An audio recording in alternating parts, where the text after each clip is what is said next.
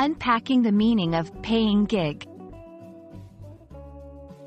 Hello everyone, welcome back to our channel, the place where learning English is engaging, fun, and tailored just for you.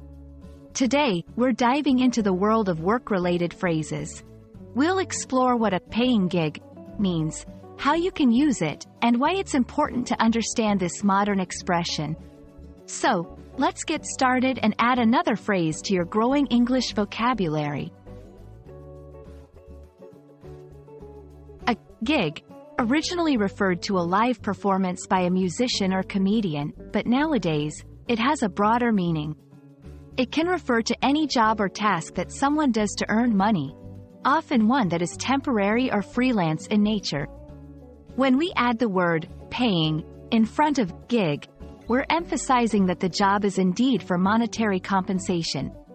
It's not an internship, volunteer work, or for exposure. It's a job that puts real money in your pocket. In recent years, the term gig has become synonymous with the gig economy. This is an environment where temporary, flexible jobs are commonplace and companies tend to hire independent contractors and freelancers instead of full-time employees. Examples of paying gigs can include driving for a rideshare service, doing freelance writing, graphic design, or any project-based work. Understanding this term is key to navigating the modern workforce, which is increasingly moving away from traditional, long-term employment. Now, let's look at how to weave this phrase into a conversation. You might hear someone say, "I just landed a paying gig designing a website for a startup," which means they got a job that pays them to design a website.